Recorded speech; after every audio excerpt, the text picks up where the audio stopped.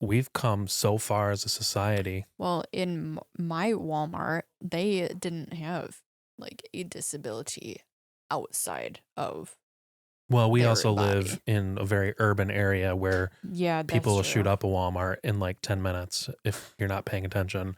But welcome back, everybody, to another episode of A Stroke of Luck. This evening, Deanna and I are drinking wine because it's after. Mhm. I think it's like 6 o'clock, 6:30 right now. Yep. But we're doing another evening. We're doing another evening episode. Yeah, this is our first evening episode.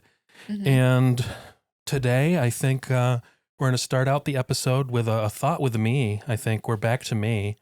And we've got a couple of Mhm. guest interviews lined up that should be dropping, so you won't always have to hear our boring voices. Yes. So today's topic is going to be finding a purpose after a life-altering event. Mhm. And we're going to get Deanna's perspective on that. And yeah, Overall, yeah. not So, only my story, right. Yep. So too. this is the start of our journey in helping other people. Really, Yeah. I guess, some overall perspective. Mhm. But what's on my mind? Well, Courtney, Deanna's future sister-in-law, is making chicken French, and it Mhm. smells absolutely wonderful in here. Mhm. So, I'm excited to get that meal. Just, my mouth is watering. So Deanna, are you ready to start talking here? Uh, yeah. All right. So, finding meaning after a life-altering event, what does that mean to you? After my stroke, I had severe aphasia, means a loss of speech after a incident. And I didn't read, write, or speak after. Yep. And I went to intense therapies now. Well, not now, but like over the past 11 years. And I am now having my voice heard. Right. So, after a life-altering event, it can be really challenging to find a reason to go on, if Yeah. if your dreams, you can't achieve your dreams before, if you wanted to be a professional athlete and well now you can no longer do those things, it can be difficult to find a reason to go on, and Mhm. you have to learn to cope with that and realize that Mhm. just because your life is different doesn't mean that you still can't have a fulfilling life. Exactly. And people, like, I volunteered in the brain injury unit for 4 years, and people with strokes and TBIs told me, "Oh, why me?" Like, attitude. Yeah. And So you have to be positive is basically uh, what you're saying, is it starts with a positive attitude. attitude. Yeah. And I, like, I said to the patients, your stroke or TBI not defines you. That's powerful. It doesn't define you. So how how can you go from having all of these dreams and then all Crushed. of that, yeah, all of that gets crushed? Mhm. How do you pick yourself back up? Well, having my different dream A different dream. now.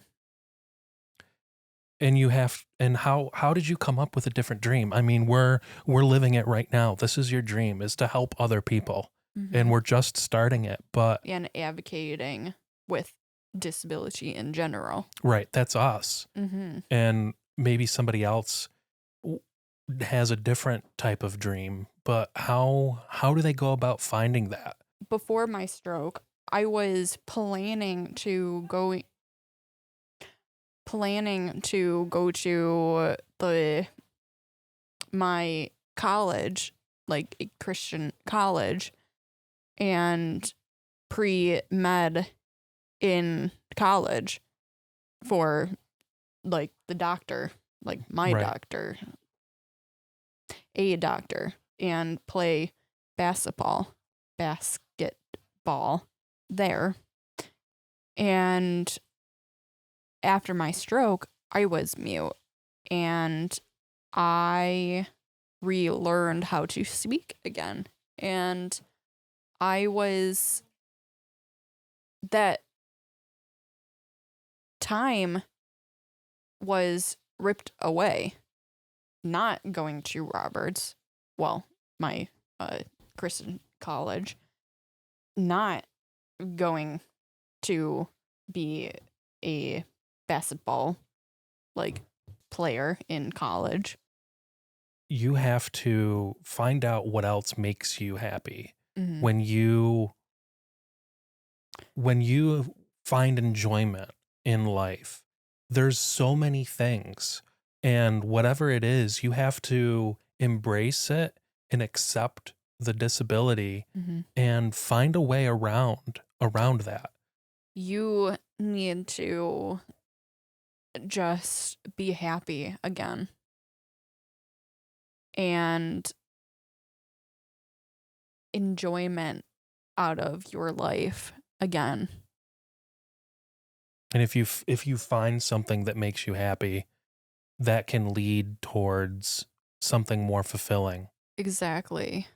I Yeah. noticed what like art for you, Mm-hmm. and you were able to turn your love of art into selling wreaths. Mm-hmm. And And a funny fact, I have a unique way to have my wreaths with only one hand. yeah, so you just have to find a new meaning in life, Mm-hmm. and whatever that looks like for you, everybody's path is going to be different. Exactly. And live your best self again.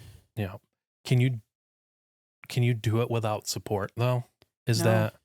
that's the difficult part. Supporting people, So support is key, and you have to have some type of support, whether it's family members, friends. friends, you name it. And there are groups out there. The Brain Injury Center that you volunteered at is a perfect example of a place that people can find meaning again in companionship, friendship, and find some sort of enjoyment again. And that's an Exactly. extreme example where many of those people can't ever work on their own Mm-hmm. ever again. Well, yeah.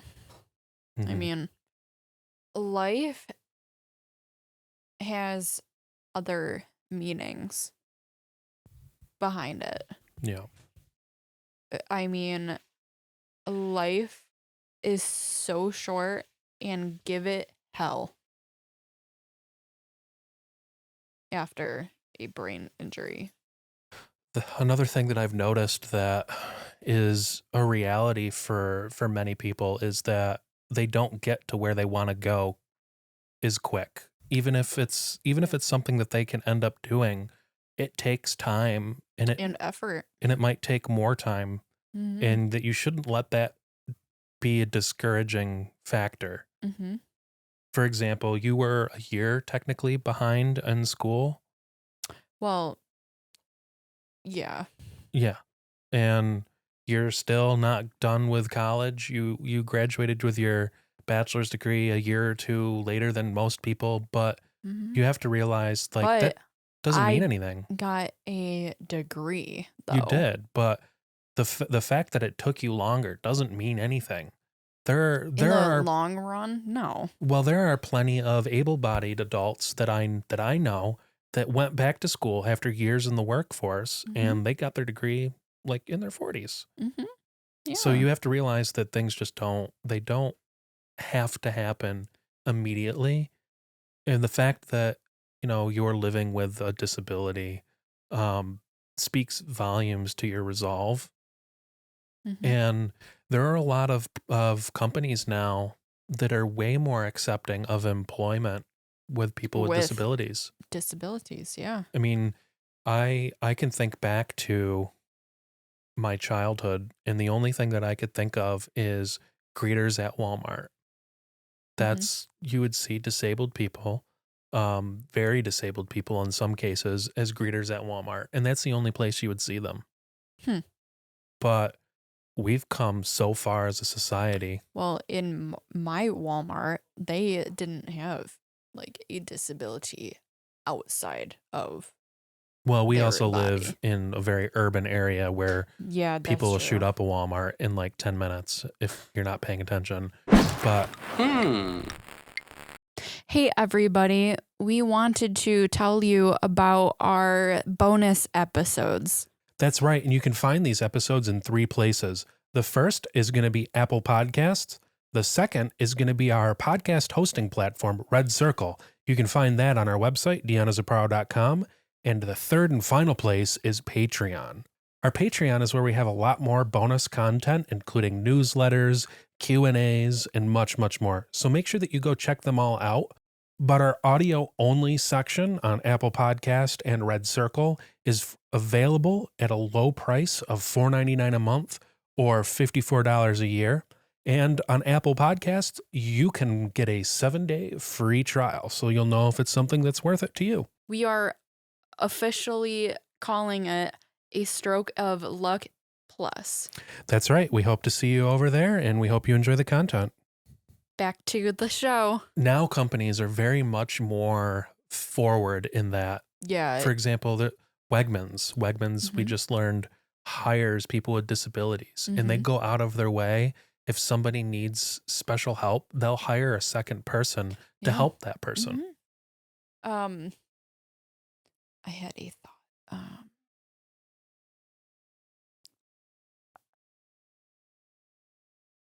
Oh, on Indeed.com, they have in writing, do you have a disability? Mm-hmm. If so, do you read, write, everything? Like, I can't remember, like, the guidelines, Yeah. but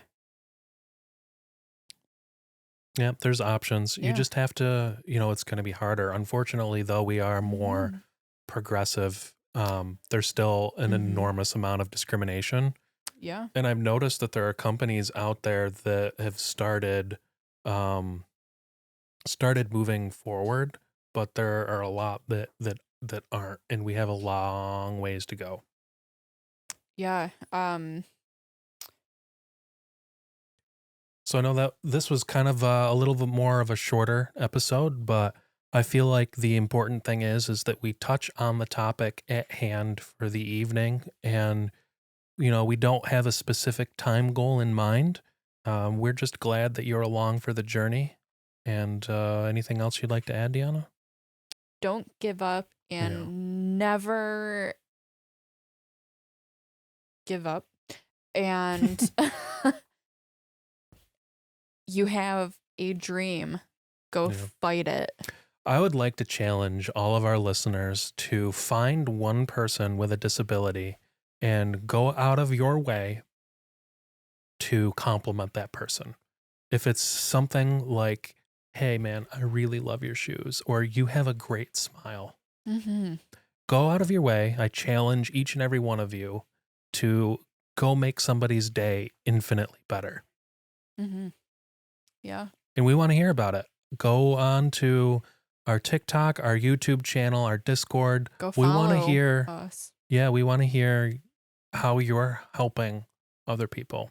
And if you're a disabled individual, if you're a caretaker, tell us a story of something that made your day infinitely better, about an act of kindness. Or what about their stories too? And remember to ask any of your questions in the Discord channel, and we'll get to them at the end of our episodes. And we also looking out for people with disabilities, people in the healthcare industry, advocates. We want to hear your voice. We want to have you on the podcast. That's it. All right. Well, I hope you enjoyed this short episode. Hopefully, if you're in the Northern Hemisphere, you're staying warm, and we'll hope you listen in on the next one. Okay. Bye.